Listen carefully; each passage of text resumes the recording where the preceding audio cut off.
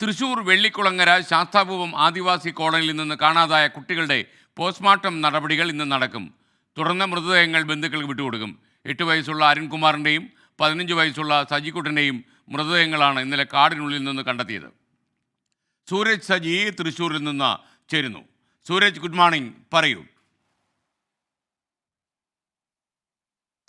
എസ്കേൻ, good morning. എന്തായാലും ഇന്നലെയാണ് ഈ കുട്ടികളുടെ മൃതദേഹം കാടിനുള്ളിൽ നിന്ന് കണ്ടെത്തുന്നത്. ഒരാഴ്ച മുമ്പ് കുട്ടികളെ കാണാതാകുകയായിരുന്നു. തുടർന്ന് കുടുംബം കഴിഞ്ഞ ദിവസം പരാതി നൽകുകയും ഇന്നലെ പോലീസും വനംവകുപ്പും എല്ലാം ചേർന്ന് നടത്തിയ സംയുക്ത ഓപ്പറേഷനിലാണ് ഈ കുട്ടികളുടെ മൃതദേഹം കണ്ടെടുക്കുന്ന നടപടിയിലേക്ക് പോയത്. ഇതുമായി ബന്ധപ്പെട്ടുകൊണ്ട് ചില ദുരൂഹതകളെല്ലാം തന്നെയുണ്ട്. ആ ദുരൂഹതകൾ നീങ്ങണമെങ്കിൽ പോസ്റ്റ്മോർട്ടത്തിലൂടെ മാത്രമേ സാധിക്കൂ എന്നുള്ളതാണ് പോലീസ് വ്യക്തമാക്കുന്നത്. ഇതിൽ 8 വയസ്സുകാരനായിട്ടുള്ള അരുൺകുമാറിന്റെ മരണം ഈ മരത്തിൽ നിന്ന് വീണ് ആണ് എന്നുള്ളതിൽ ഏകദേശം പ്രാഥമിക നിഗമനത്തിലേക്ക് പോലീസ് എത്തിയിട്ടുണ്ട്. അത് ഉറപ്പിക്കുന്നുമുണ്ട്. പക്ഷേ രണ്ടാമത്തെ കുട്ടിയായിട്ടുള്ള സജിക്കുട്ടന്റെ മരണത്തിലാണ് ഇപ്പോഴും ഒരു വ്യക്തത വരാത്തതുള്ളൂ. 15 വയസ്സുകാരനാണ് സജിക്കുട്ടൻ ഈ അരുൺ മരിച്ചതിന് 200 മീറ്റർ അകലെയാണ് സജിയുടെ മൃതദേഹം കണ്ടെത്തുന്നത്. പക്ഷേ ഇതിന്റെ കാലപ്പഴക്കമാണ് ഇതിൽ ചില അവ്യക്തതകൾക്ക് കാരണമാക്കുന്നത്. കാരണം ഒരാഴ്ചയോളം പഴക്കമുണ്ട് ഇതിൽ അരുണിന്റെ മൃതദേഹത്തിന്. അത് കൃത്യമായി ഈ മരത്തിൽ തേനെടുക്കാൻ കയറിയതിന്റെയും അതിനുശേഷം മരത്തിൽ നിന്ന് വീണതിന്റെ എല്ലാം ലക്ഷണമുണ്ട്. പക്ഷേ സജിയുടെ മരണത്തിന്റെ കാരണം എന്ത് എന്നത് വ്യക്തമായിട്ടില്ല. ഇന്നലെ പോലീസിന്റെ തന്നെ